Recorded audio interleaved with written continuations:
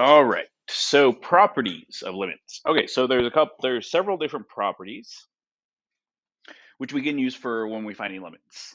Um, so we have so this only works if there is a limit. If the limit doesn't exist, we can't use these properties. But if the limit does exist, we can use these properties. Okay. So if you have one function whose limit is L, and you have another function whose limit as C at the same point, it has to be at the same point, is K, then each of these are going to be true. Okay, scalar multiple, scalar multiple. So if I have a function, a multiple, a constant, a number times a function, what you can do is move it to the front and just multiply whatever limit you get times that number. You can do that. Okay. So like if you have the limit as x approaches something for like 2x, you can find the limit at 2x, or you can move the 2 to the front. Okay, and then multiply the answer times that. Okay, that's what I mean by a scalar multiplier. Okay, sum difference. We've kind of used this one already. We used this one already. I'll show you where we used it. We used it right. Where is it? Here. No, that wasn't it. Let's see, where did we use it? Down here. Yeah, right here. Sum and difference. This is how I split them, because it's a polynomial, 5 minus 2 to the x, 2 over x squared.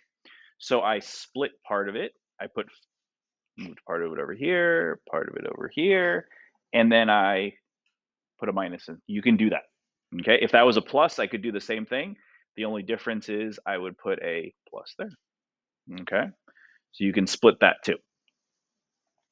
Product. If you have two functions that are both multiplying times each other at the same point, you can find the limit of one, find the limit of the other, and multiply the answers. Okay, that's called the product property. Quotient property says the same thing, but just using division. Okay, power. So if I have a function to a power, I can find the limit of the function and then multiply it times that power. You don't have to multiply it first. You can multiply it after. Okay. Composition of functions. Composition of functions is when you put multiple functions together.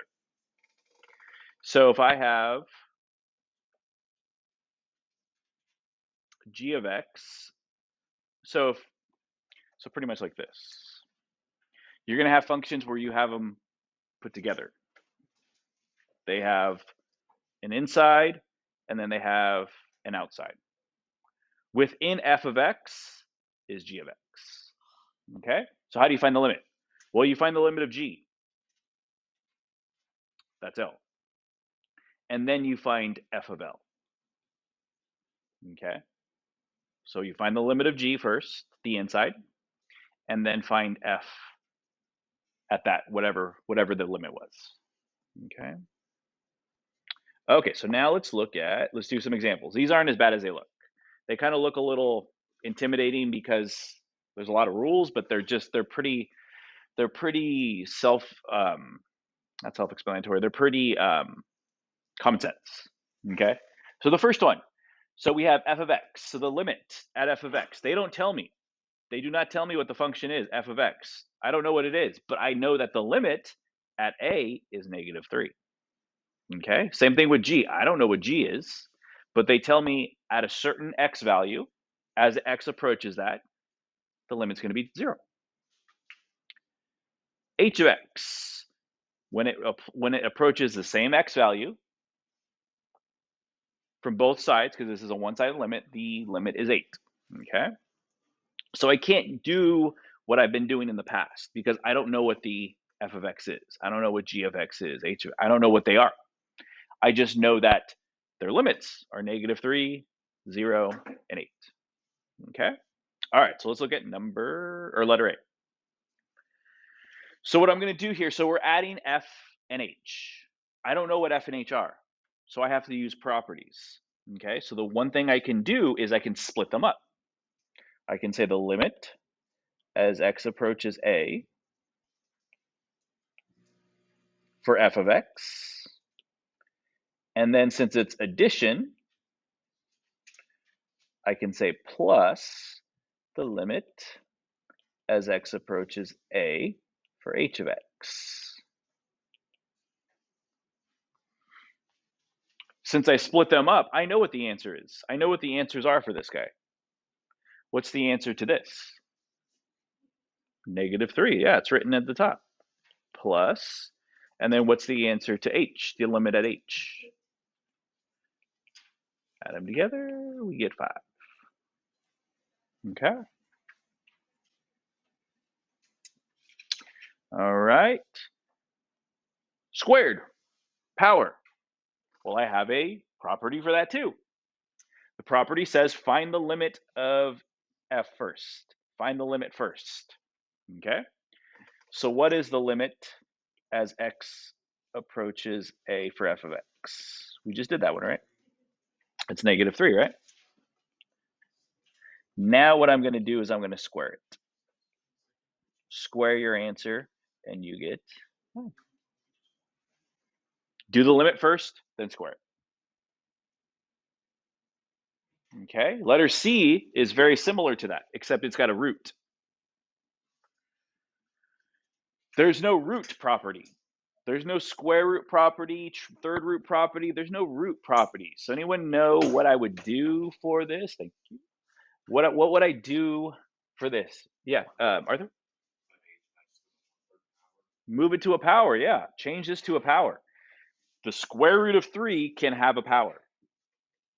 That power is going to be what we call a rational power.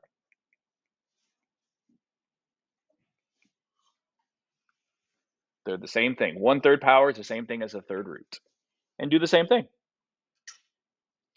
The limit as x approaches h at A is 8. So we get 8. Probably should have changed the color to the 1/3 power. 1/3 power is the same thing as the third root. So what number times itself 3 times makes 8? 2. Okay. Letter D. Letter D. There's actually multiple ways to do letter D. I'll do it one way and then I'll ask if you guys know. So we have division, right? This is division. We have a quotient property, right? The quotient property says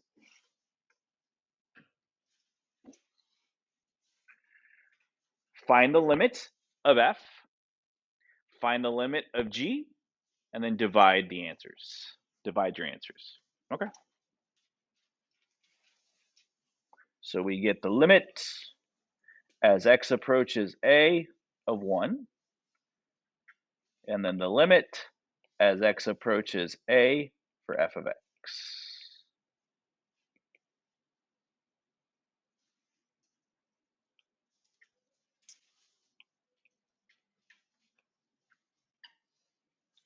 What's the limit as x approaches A for 1? What's the top? Just going to be 1. Yeah, there's nowhere to plug in anything in. It's just 1. Right? The bottom, we're going to use the given part, -3. You're done. What's another way of doing that? There's another way of doing this problem besides using the quotient.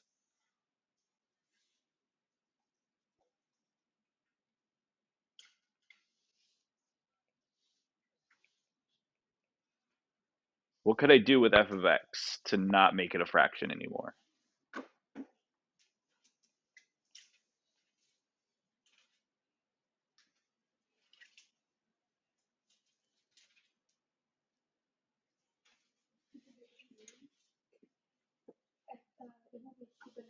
There you go. Yep, to the -1 power.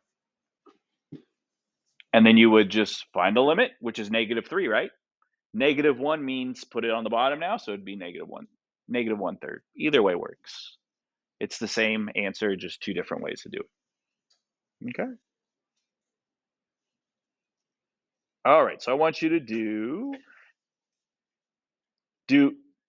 E, G, E, F, and G. E, F, and G. We'll do H together. You could probably do H, but we'll do it together just in case. Okay.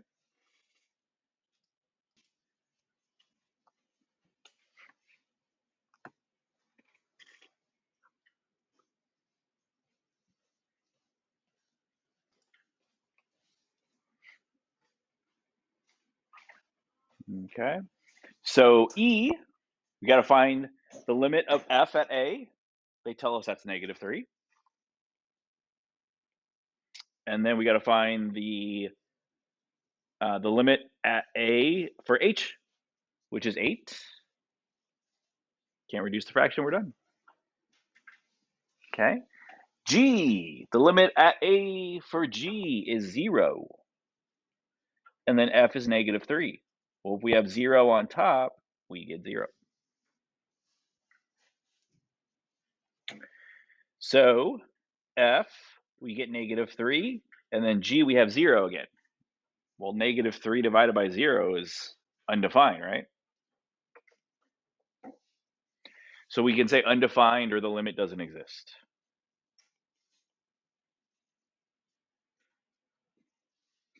Means the same thing. Okay. All right, so let's look at H. H is kind of like a hybrid. It's got kind of a couple things going, right? On top is the scalar. On top we have 2 times F. Okay. On bottom we're just subtracting. So it's not that bad. It's just you got to do a couple things.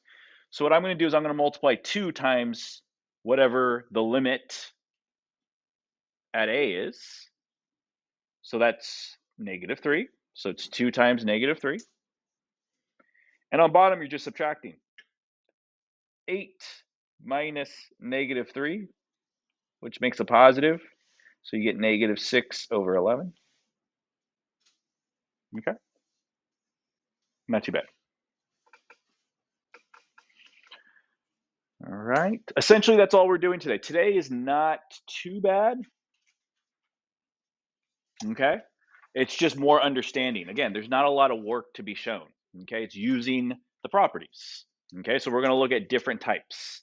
So this guy here, number 2, example number 2, now we don't have a function, but we have graphs. We have pictures.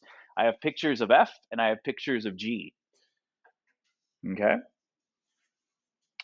So for A, I have to do the same thing. So the first thing I have to do is find the limit at f of x as x approaches 2. So go to f of x. What is the limit as x approaches 2 for f of x? Let's see. X is right here, right? X is 2 is right here. Coming from this side, it looks like y is 2. Same thing from that side, yeah. So I'd say 2. So that's going to be 2.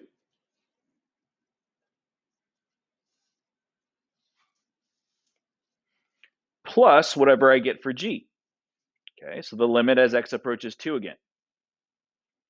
Well, 2 is right here. So the limit coming from this side after I jump from the left side is -0. And then from this side is also 0. They meet at this point, right? So the limit will be 0.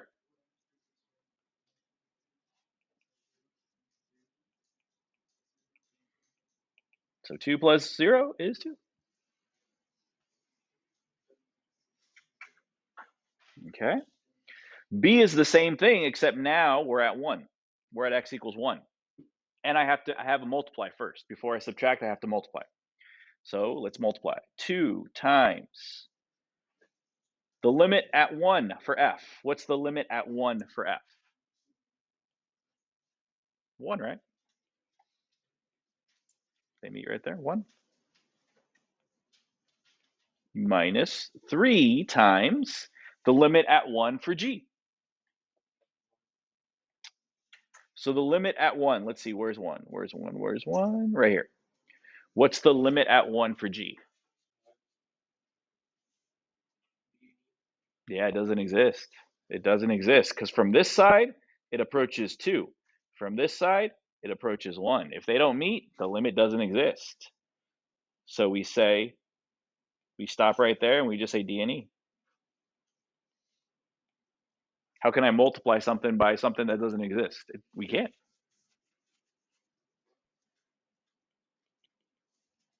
Okay. Okay, last one, letter C. 0 now, 0, the limit at 0. So for f of x, what's the limit at 0? As x approaches 0. 0.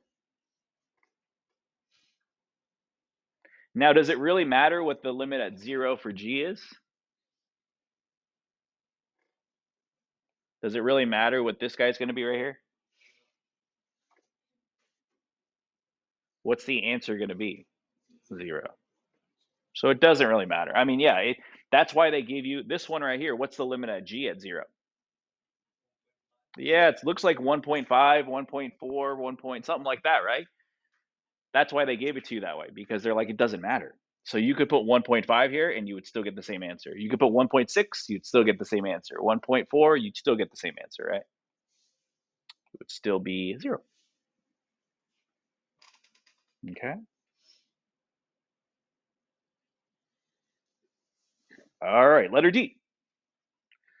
Letter D. Now we got division.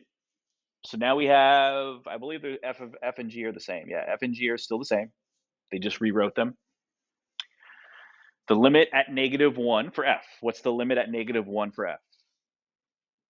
-1. Yep, right there. They meet right here. What's the limit at -1 for G? 0. You get undefined, right? So you get D and E.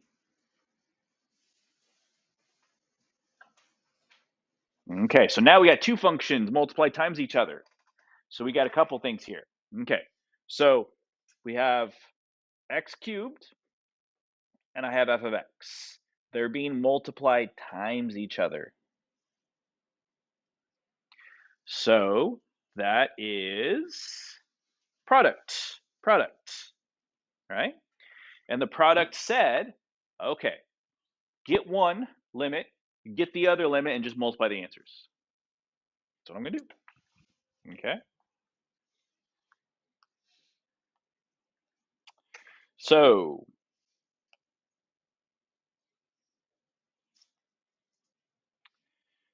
let's do f first. Let's do f since f is easier to do. What's the limit at 2 for f?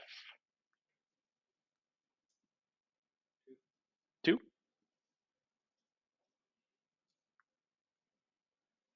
Okay. How about this one here? The yellow one. How do I do that one? It's not an f or g, right? So how do I find the limit of x cubed at 2? It's super easy and you're just looking way over it. You're overthinking it. Just plug it in, yeah. Remember, plug and chug? Plug it in, right? That's the first step we do. If we can get an answer, do it. So it'd be 2 cubed, yeah. 8 times 2 is 16. Okay. So the last one on this, on example number 2, is now one of our composition of functions. We got g on the inside and then f on the outside. Okay, so we have some directions here actually. It says right here, this is what we're going to do. First thing we're going to do is we're going to find the limit at that point for g, the inside function. So whatever the inside function is, you're going to do that first. So let's do that first.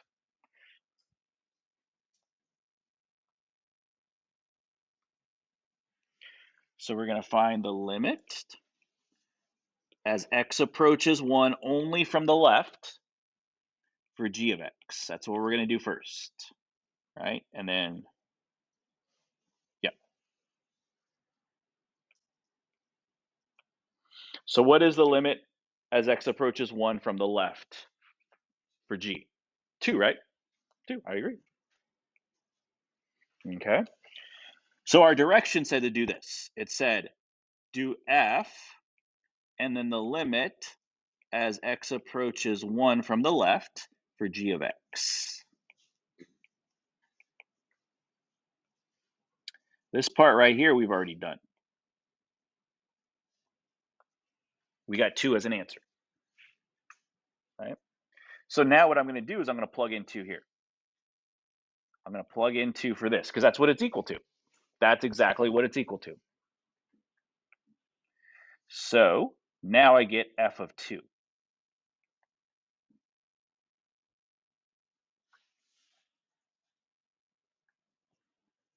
What is f of 2? Yeah, how do I find f of 2? I go to f, go to x equals 2, right here, right? And find the dot, which is 1, right? The y value is positive 1.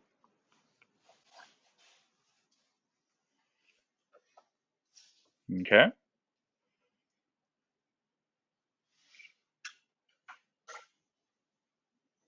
All right. So that's how you do it. Whatever the inside function is, find the limit of that. And then whatever answer you get, plug that in there, and then it's f of whatever, and then that you're just looking for the dot. Okay. All right, last one. The rest of the time I'm going to give you guys, there's a very, very, very short assignment on this, so it won't take you that long. You probably can finish it. And then if you didn't finish the one from yesterday, I'll give you time to work on that too. Okay. That's what we're going to do after this. This is not a very long lesson. Okay. All right. So now we have a graph, f of x, and we have to find the limit as x approaches 1 for f of x plus 2. This guy here.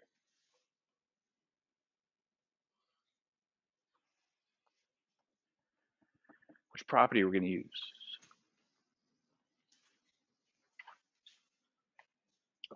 We are going to use a property. Which property do you think we're going to use? Addition. Yeah, we're going to use addition. We're going to split it up using addition. Okay. So how's that going to look? It's going to look like this. The limit as x approaches 1 for f of x. That's the first one. Plus the limit as x approaches 1 for 2.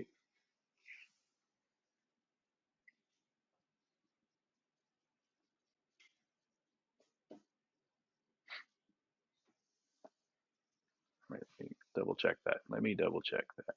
Give me 1 second.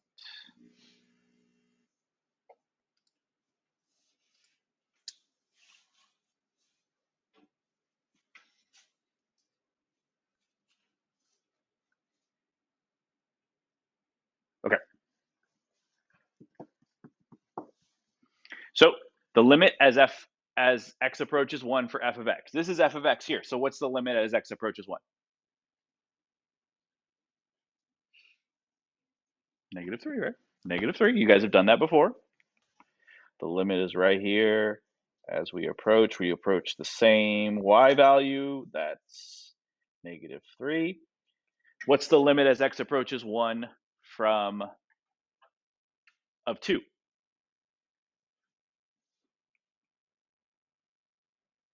Just 2, right? Mm-hmm. -1.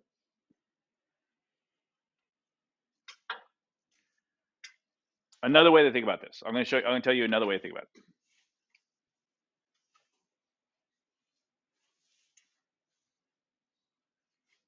There's another way to do it, and it involves no work. This involves a little bit of work. It involves no work. Okay, so look at the yellow part. X plus 2. You guys remember in math 3, maybe in math 2, where you did, what is it called? It's shifting a graph over, shifting a graph left and right, up and down. right? Any graph you have, quadratic, it doesn't matter which graph you have, a trig graph, it doesn't matter what graph you have. Talking about vertical shifts and side-to-side shifts, that +2 up there, what would that cause a graph to do? If I added a 2 there, what would it cause a graph to do? Yeah. Yeah, it kind of, you would think +2 means to the right, but it's actually to the left. So what this would cause it to do is shift every dot on here 2 units to the left. So if this guy was here, so let's, for example, we know that this dot's here, right? If I were to shift it to the left too, now this dot moves over here, right? So what would be the new 1? This guy right here would shift over 2, and it would be at -1. That's another way to do it, okay? So for example, like you've probably seen, like, if I wrote it like that instead, f of x +2, what does that mean the graph's going to do? Move up 2, right? Move up 2. If you haven't seen it like that, you've probably seen it like this. I'll show you.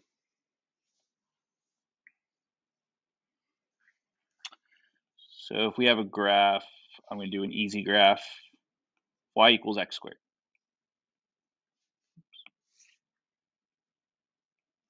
Right? Looks like that. Right? That's y equals x squared, just a parabola.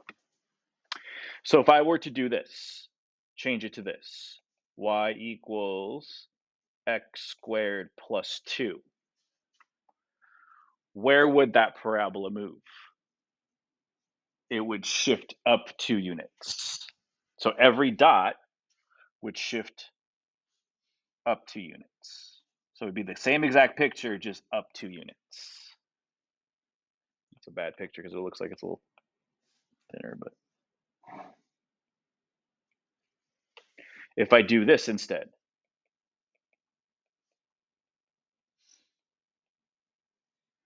what is that going to do to the picture? Shift it to the left 2 units.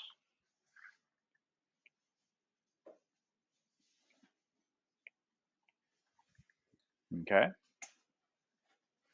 And if I do this, y equals x squared minus 2, that means down 2 units. And if I do this, y equals x minus 2 squared, that means to the right 2 units. Okay, they're vertical shifts, horizontal shifts, all of that stuff. That's what this is. That's another way of doing that. Another way of doing that too. Okay, either way works. Either way works. All right. Okay, so I'm going to give you the rest of the time to work on. There's 2 assignments posted on Delta Math, the one from yesterday and then the one from today. Whichever assignment you want to work on, go for it. The one yesterday, I assigned yesterday, is not due till Monday. The one I'm assigning today isn't due till Tuesday. So pick your poison. Whichever one you want to work on,